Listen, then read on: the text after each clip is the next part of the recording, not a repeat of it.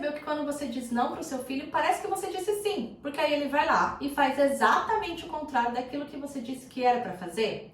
Se você quer entender o porquê que isso acontece e como que você pode ser mais assertiva na sua fala, assista esse vídeo até o fim.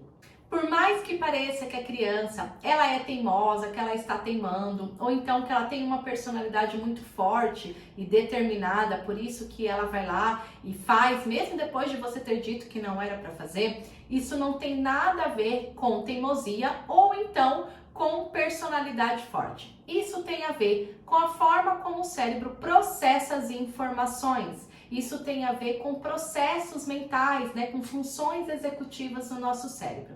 Mas antes de entrar nessa parte mais técnica, neurológica, eu quero te explicar um outro fator que é muito importante. Existem alguns fatores que colaboram para que a criança ela não ouça o seu não. Um dos mais comuns é quando a criança ela vive em um ambiente, em um lar, onde tem muitas regras, tudo ela não pode pegar, ela não pode tocar, ela não pode subir.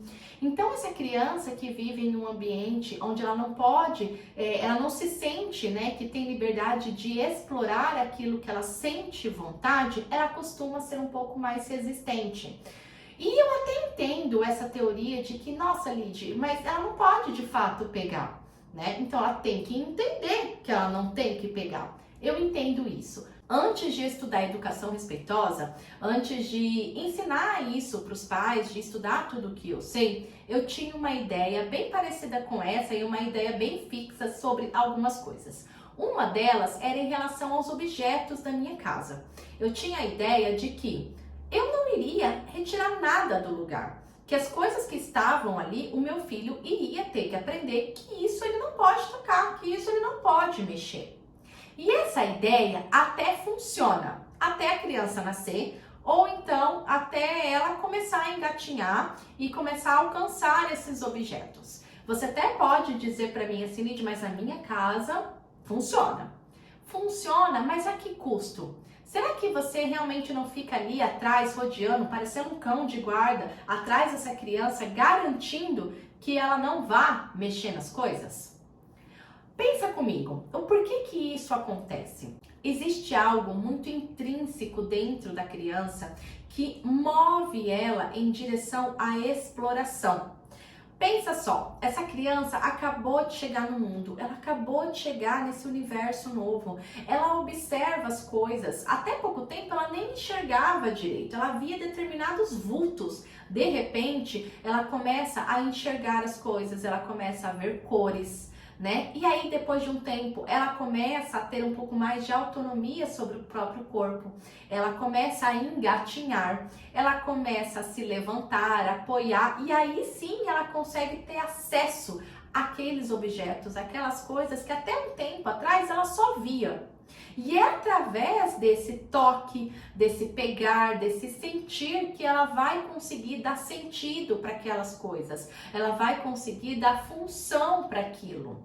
Então esse processo de ir lá tocar, eu preciso saber que barulho que faz quando eu toco? O que é isso? Ele é rígido, mole, macio, ele tem essa bolinha, ele gira, não gira? Para que serve? Né? Se eu mexer nessa bola, ela gira, ela quica, é através dessa exploração, dessa experiência que a criança dá significado e sentido para as coisas. Tanto para as coisas como também internamente, faz parte do processo de aprendizado da vida.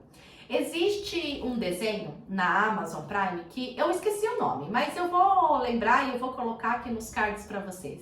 Ele traz exatamente essa visão de como é o mundo nos olhos da criança. E eu acho isso muito interessante, é muito legal, vale muito a pena você assistir com seus filhos. Esse desenho, ele se passa quando são alguns objetos, são bichinhos animados, né, que são alienígenas. E eles chegam na Terra com a função de explorar a Terra e explorar as coisas que os humanos utilizam, fazer relatórios sobre aquilo para encaminhar para o seu planeta. Então ele chega na casa das pessoas, né? Então eles exploram o que significa um mouse, o que significa uma câmera fotográfica. Então eles vão tocando, mexendo e eles vão percebendo e eles fazem várias hipóteses. Nossa, para que serve isso? Será que é de voar, é de correr? Então ele vai criando várias hipóteses na cabeça deles, vários erros, até que eles chegam, através da exploração, ao fato, né? Ao que esse objeto de fato funciona, para que ele serve, qual que é o sentido e o significado que esse objeto tem para o humano. E aí ele faz esse relatório e encaminha para o planeta dele. O legal de você conseguir assistir esse desenho é de você conseguir perceber como é, através dos olhos do seu filho, através do mundo da criança, o porquê que para ele determinados objetos, né, tem tanto interesse.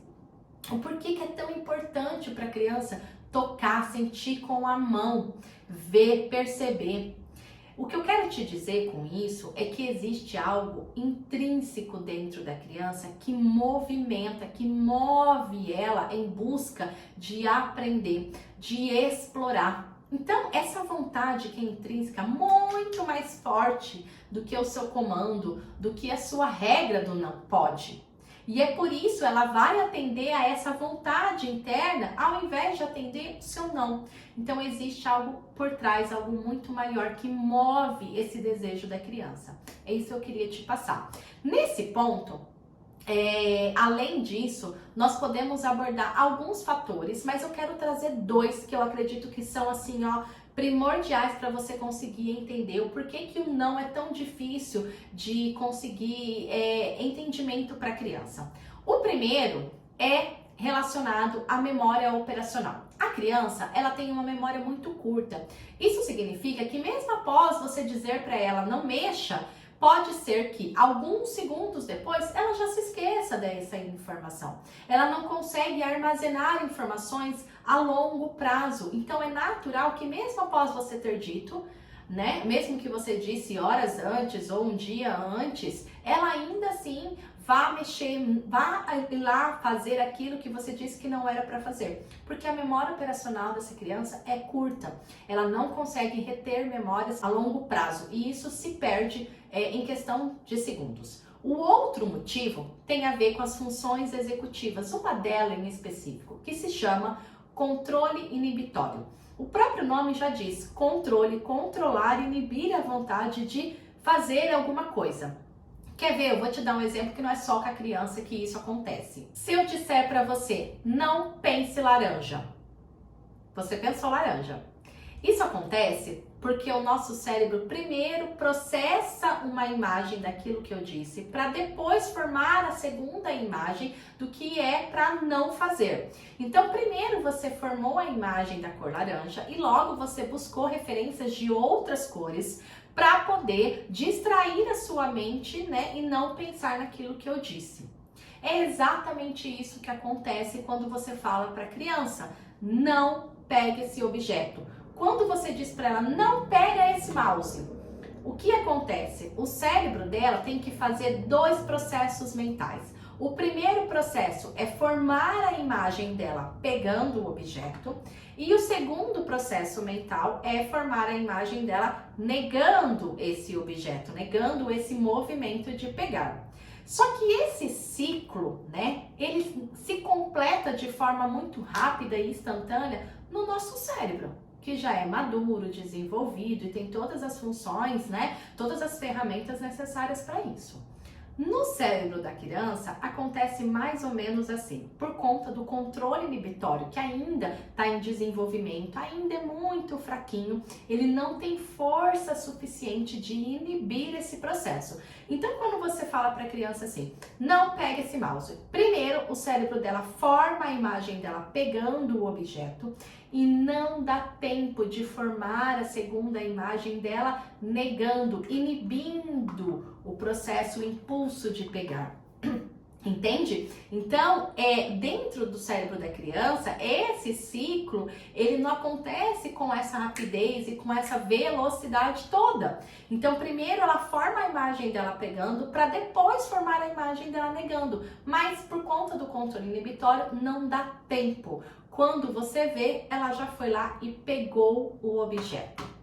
E entender isso, entender todos esses fatores que eu expliquei aqui para vocês é primordial para que a gente consiga ter uma comunicação mais assertiva com os nossos filhos. Não significa que você nunca vai poder dizer não, muito pelo contrário, você deve dizer não em casos de urgência, em casos em que a criança está exposta a perigo, né? E você pode, inclusive, gritar para ela, não atravesse a rua, né? Não pule na piscina, saia de perto da piscina, tira o dedo da tomada, não mexa no fogo, coisas assim. Mas o que acontece é que nós acabamos por cair no automático, né? E utilizar o não de forma banal. Eu falo não para tudo, toda criança não pode, né? E o que eu quero te explicar é que existe uma forma de você fazer isso. E o que você pode fazer? Se agora você já entende que existe uma vontade, né, um desejo intrínseco dentro dessa criança, dela atender essa vontade de querer explorar, você vai precisar pensar duas coisas. Esse objeto é um objeto que está ao alcance do meu filho, agora que ele engatinha e anda? Sim, é um objeto que está ao alcance dele. Ele pode mexer? Eu quero que ele mexa? Para mim, tudo bem se quebrar? Não, para mim não tá tudo bem se quebrar. Eu gosto muito dessa taça. Entendi? Então, se está ao alcance dele, você não quer que ele pega, e você não quer que quebre, e você agora já sabe que existe uma vontade intrínseca que está além da sua ordem, que ele não vai conseguir negar essa vontade, esse desejo, o que você tem que fazer? Você deve tirar do alcance dele aquilo que para você é inegociável, que não é para ele pegar de fato. Então, primeira coisa, observe, né? Você vai deixar essa criança num ambiente em que para ela também fica favorável a exploração. Porque pensa comigo, olha que desafio que é para essa criança. Imagine que você tem um amigo que está passando por um processo de recuperação alcoólica, né? E aí você pega e chama ele para bater um papo, né? Perguntar como é que tá a vida dele. Aí você pega e leva ele no barzinho. Como que vai ser para ele a facilidade dele de estar em um ambiente que não é favorável para aquilo que ele não está tendo ainda controle de fazer? Percebe? É a mesma coisa. Então, primeira coisa, observe, né? Se a criança não pode pegar, não deve estar ao alcance dela. Segunda coisa, aquilo que você não quer tirar, né? Que não dá para tirar tudo do lugar, né? O que você pode fazer? Coloque frases no afirmativo. Então, se você sabe que seu filho sempre vai mexer nesse objeto, sempre vai abrir aquela gaveta, sempre vai fazer algo que você não quer, em vez de você dizer não faça, não mexa, diga para ela o que é que você quer que ela faça. Se você sabe que o cérebro dela processa uma informação por vez, vamos usar da inteligência e ajudar o cérebro dela a processar o que é que eu quero. Porque não vai ter como ele não processar a informação que eu disse. Então você vai dizer para o seu filho, filho, pegue esse daqui. Filho, venha aqui. Filho, mexa com esse. Filho, fecha a gaveta. Filho, tire o dedo da tomada. Filho, esse você pode. E olha, eu estou falando de coisas pequenas, como por exemplo, de objetos, de crianças pequenas, mas você pode utilizar esse conceito, inclusive para situações em que o seu filho for maior, de 10, 11 anos, né, 7 anos, ele quer fazer algo que você não quer no momento. Em vez de você dizer não faça para ele, diga o que é que ele pode fazer. Então, por exemplo, ele quer muito jogar videogame, né, e agora é hora de fazer tarefa. Então, em vez de você dizer não vai jogar videogame agora, diga para ele aquilo que o cérebro dele consegue processar. Então você vai dizer para ele, sim filho, você pode jogar videogame, nós vamos jogar videogame assim que você acabar a tarefa. Sim filho, você vai no shopping assim que você arrumar o seu quarto. Você vai para casa da vovó assim que você toma banho. Então percebe que você não está negando para ele o que ele quer, mas você está colocando aquilo no momento correto? Isso é usar no afirmativo. disseminou-se por um tempo que não podia falar não para a criança. Não é isso. A gente vai muito para os extremos, né? A gente, ou é tudo ou é nada. Não é disso que a gente está falando. A gente está falando de você falar não para aquilo que realmente cabe o não e não tornar um não banal. E aí, no contrário, você utilizar sempre da inteligência para conseguir aquilo que você quer com seu filho, utilizando de frases afirmativas. É assim que eu consigo comunicar, é assim que eu consigo me relacionar e é dessa forma que eu consigo ter um dia a dia mais tranquilo, mais colaborativo dentro da minha casa. Se para todas as suas respostas, se para todos os seus comandos a palavra não está na ponta da sua língua, o não se torna algo banal para a criança. Eu espero que você tenha gostado desse vídeo e se você gostou, encaminhe esse vídeo para alguma família, compartilha e se inscreve no canal. Obrigada!